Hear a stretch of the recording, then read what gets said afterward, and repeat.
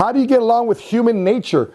When people are having a good day or a bad day, people are urgent, or people are rushing to get you off the phone, and urgent to meet with you and then move on right away, or they had time. I understand human nature. I learned body language. I learned how to create PowerPoints and presentations, so therefore I can attract people. I need to learn human interaction, which is a hard thing to come by today, especially with everybody behind Zooms and people behind cell phones and smartphones and texting and messaging. The human interactions continue to go down and down and down over time.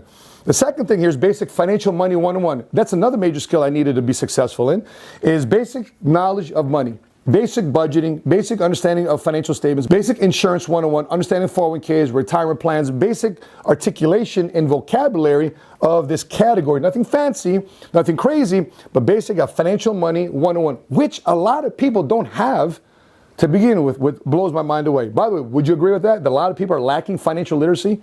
It isn't home economics that you learn in grade school or junior high or high school. It's not home economics. It's more like a cooking class, or where they teach about baking cookies and basic budgeting. It's nothing really about home economics. There's not really much economics about it.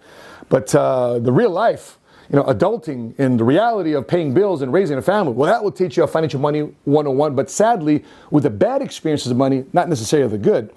And the third area here in terms of understanding major skills to be successful in this progression was understanding that I needed to embrace personal development and leadership development. I understand that I had to grow. I had to develop as a human being. I had to improve my skill set. I had to improve myself as a human nature.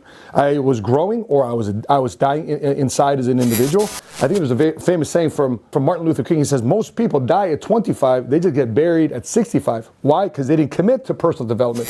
They didn't commit to helping other people. They didn't commit to leadership development. Now, the most interesting thing about my marination into the insurance industry is that I would rub elbows with attorneys and CPAs and investment advisors and people dealing with high net worth individuals with trusts and wills and estates, things that I'd never heard before my entire life, and it was way above my pay grade there, or even more so my personal financial identity. I mean, honestly, I grew up thinking that rich people were snobs.